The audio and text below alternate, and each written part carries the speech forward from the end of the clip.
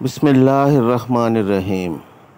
अस्सलामुअलैकुम दोस्तों, मैं हूं डॉक्टर इफ्तिखार और आज आपके सामने एक ऐसी चीज़ डिस्कस करना चाह रहा हूं जो अक्सर हमसे गलतियां हो जाया करती हैं। जब भी हम कुर्बानी का जानवर लेकर आते हैं, ख़ास तौर पर घर में अगर बकरा लेकर आते हैं, तो हमारी कोशिश ही होती है कि घर के जितने भी अफराद हैं वो उसे कुछ ना कुछ ज़रूर खिलाएं। बच्चों को अक्सर हाथ में रोटी का टुकड़ा लिए हुए देखा जाता है कि वो बकरे के सामने कर रहे होते हैं कि बकरा इसे खा ले।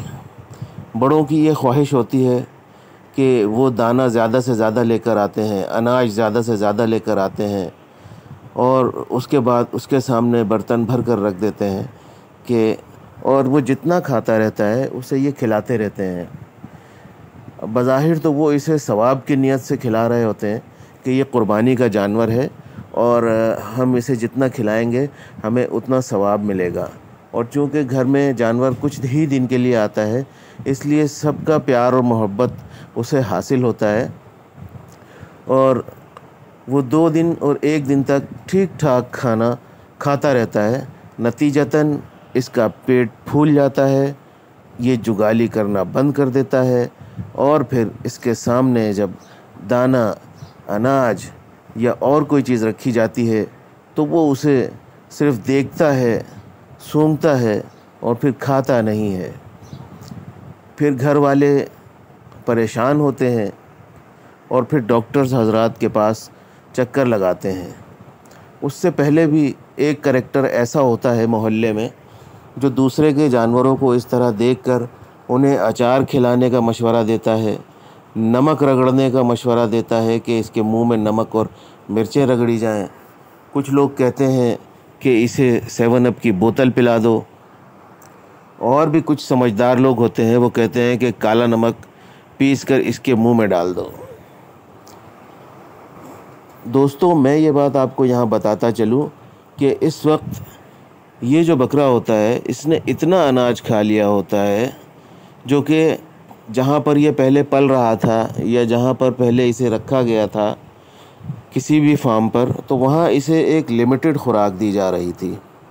ऐसा नहीं होता कि उसके सामने बस खुराक रखी हो और बहुत ही हाई एनर्जी खुराक रखी हो, मतलब गंदम के दाने या मिक्स अनाज रखा हो, ऐसा कुछ नहीं होता। इनको बहुत ही लिमिटेड क्वांटिटी में खाना दिया जाता है, उसके साथ मुख्तलिफ़ चीज़ें होती हैं।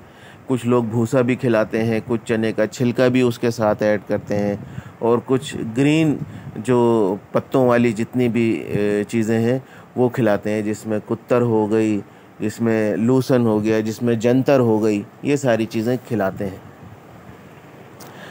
अब होता यह है कि 1-2 दिन तक तो जानवर को हम काला नमक, अचार, नमक, मिर्चें ये सब कुछ करके जानवर का बुरी तरह से बेड़ा गर्क कर लेते हैं और इसके साथ साथ जो अनाज उसने वहाँ खाया होता है वो इसके पेट में, ओझड़ी में मौजूद रहता है और अंदर तेज़ाबियत बनकर जानवर का हाल ख़राब हो जाता है।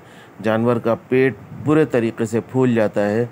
जानवर का सांस लेना इसलिए बंद होने लगता है कि पेट इतना फूल चुका होता है कि फेफड़ों को फूलने पिचकने की जगह ही नहीं मिलती। नतीजतन जब हम पहुंचते हैं तो जानवर की हालत बहुत ख़राब होती है। जानवर के अंदर बहुत बुरी तरीक़े से जो इसकी ओझड़ी है, जो इसकी र्यूमेन है, उसके अंदर जहरीले मुरक्कबात बन चुके होते हैं। फिर हमें मजबूरन ये काम करना पड़ता है जो आप स्क्रीन पर देख रहे हैं इतनी देर से, कि हम इसके मुंह के ज़रिए पाइप को उतारते हैं और इसकी ओझड़ी तक लेकर जाते हैं और वहाँ से ये सारी ग़िलाज़त, सारा गंद बाहर निकालते हैं।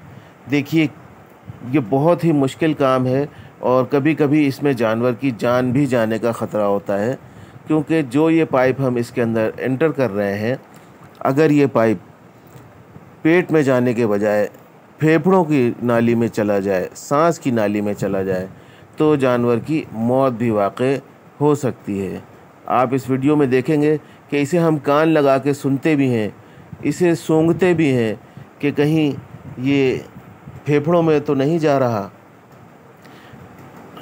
इसे र्यूमेन में ही जाना चाहिए और फिर उसके बाद वहाँ से ये सारा गंद इसमें से बाहर निकलता है। इस तरह का काम बहुत ज़्यादा मुश्किल होता है, लेकिन चूँकि मजबूरी होती है इसलिए ये काम हमें करना पड़ता है। तो मेरी आप सब दोस्तों से ये गुजारिश है कि जानवर जब भी लेकर आएँ उसे अचानक इतना सारा खाना ऑफ़र ना करें। वो बेज़बान है, उसे इतनी समझ नहीं। जब आप इतना खाना उसे खिलाएंगे तो वो खा जाएगा। देखें कितने सारे गंदम के दाने निकल रहे हैं जो कि अभी प्रोसेस ही नहीं हो पा रहे, क्योंकि ये जुगाली करना बंद कर चुका है। इसी के साथ मैं अब आपसे अगली वीडियो के लिए इजाज़त चाहूँगा। अल्लाह हाफ़िज़।